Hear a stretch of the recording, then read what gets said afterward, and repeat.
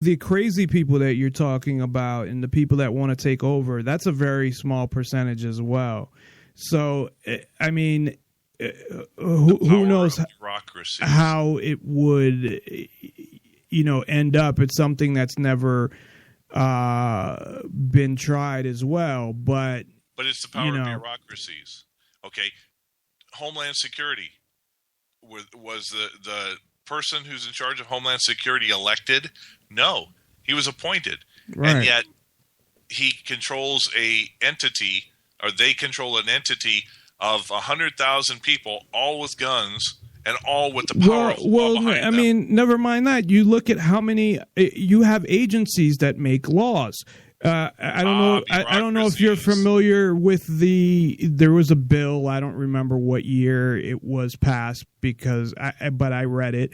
It was called like the rulemaking law, basically. Yep.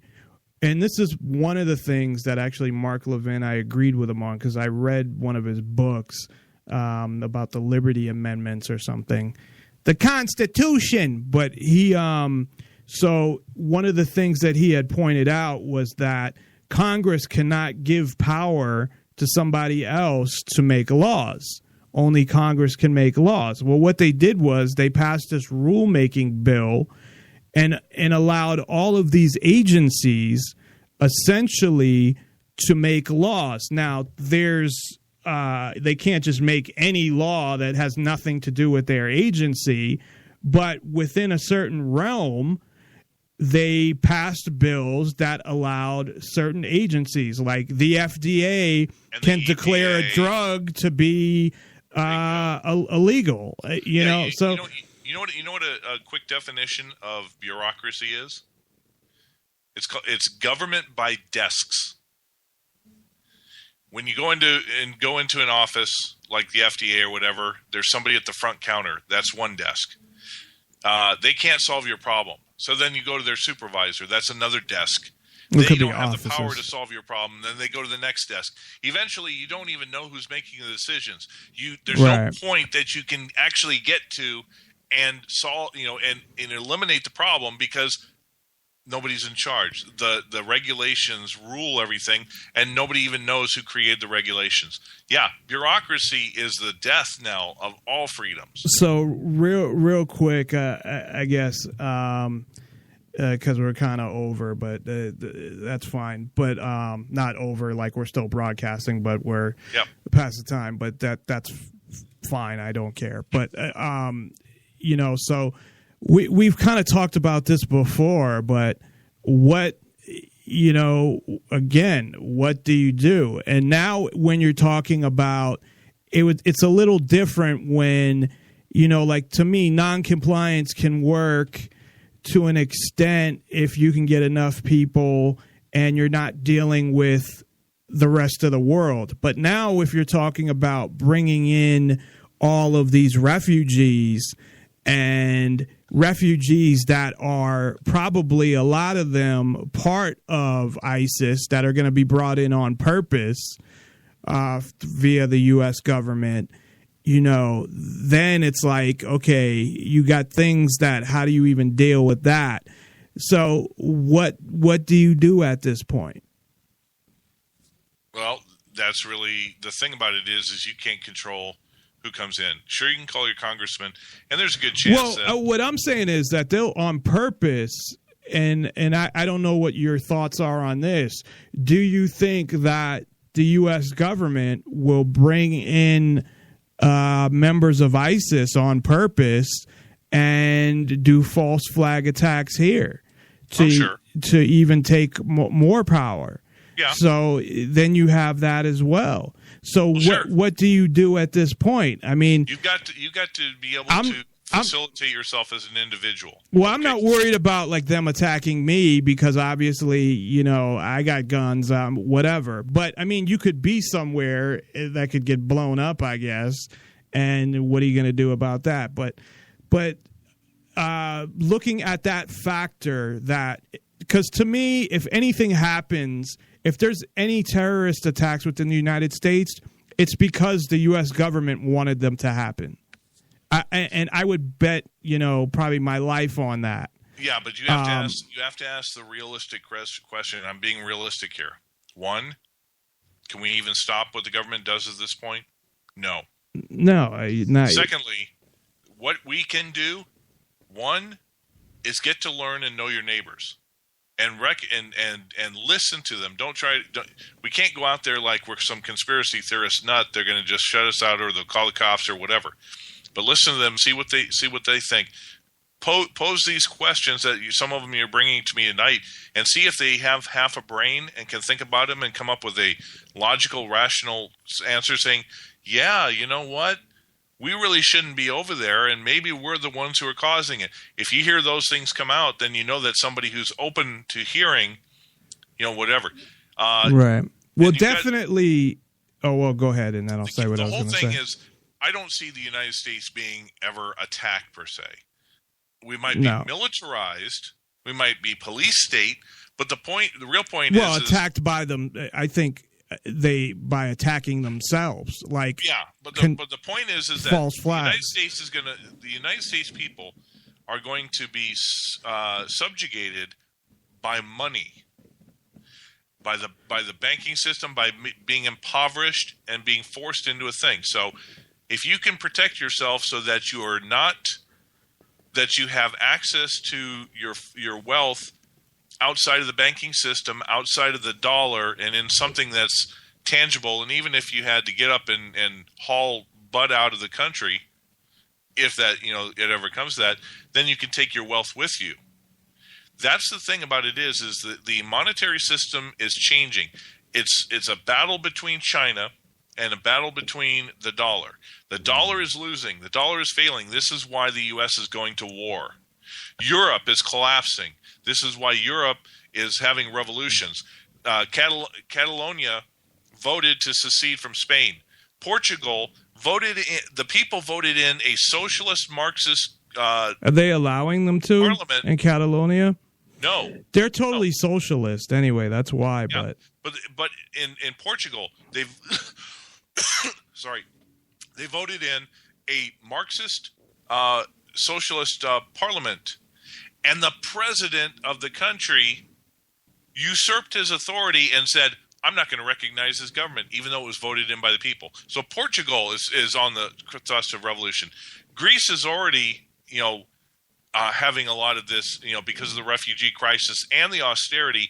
They're at the boiling point of falling apart.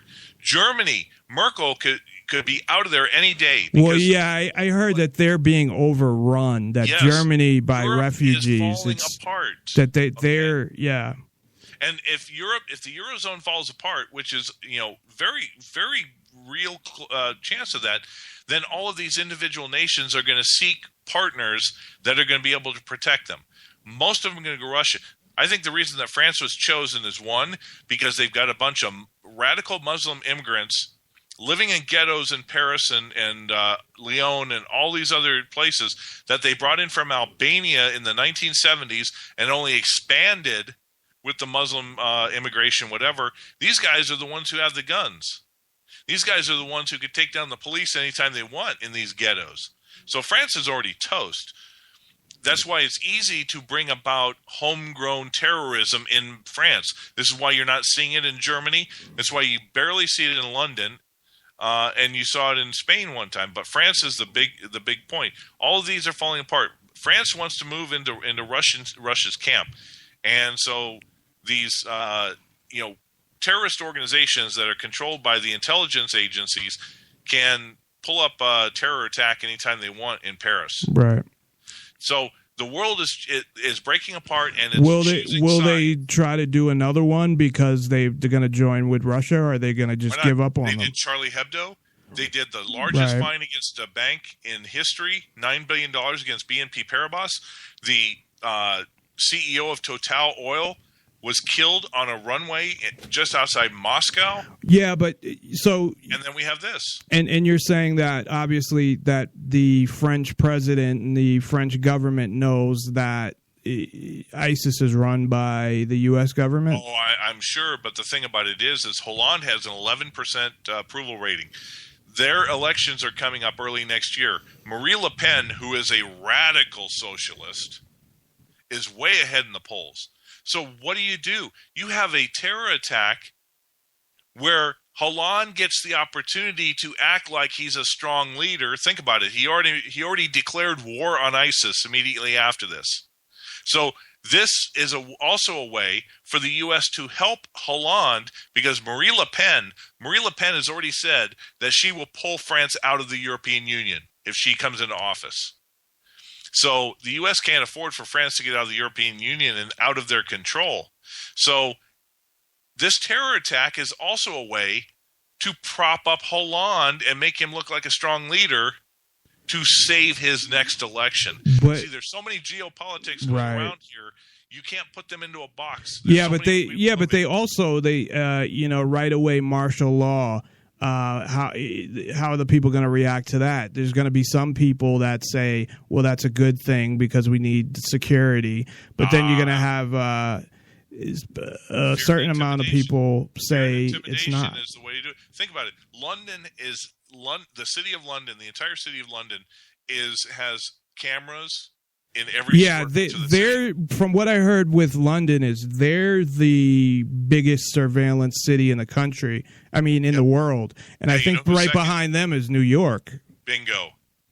Yep. And Boston's up there too. I know that. I don't know where, but so that's what they're doing to all these big cities. And what should stand out to everybody is we've had the NSA, we've had the surveillance state, we've had all of this war on terror, we've had all this buildup, and you know what? How can these six radical Muslims, who supposedly led by a 27-year-old with some AK-47s, he killed 120 people and where was the surveillance state catching these people? Yeah, well, that's the whole thing. Is obviously even with the U.S. all the spying they're doing on the other countries, they did it themselves, obviously, so they would have knew about it. So this whole bullshit that it seems like they're still able to push more security, though, because after that happened, they either know about it or they allowed it to happen. Well, in the U.S., that they were able to more security at the NFL games, more security in New York City, Chicago, for something that happened in France, which is, I don't know how many miles away. So when do you get to a point where, never let a crisis you can't, go to waste. It's like they're going to keep upping security, and it's just like taxes. So you're going to have war is never-ending war because terrorism never ends. You're going to have never-ending taxes because no matter what, they always need more money.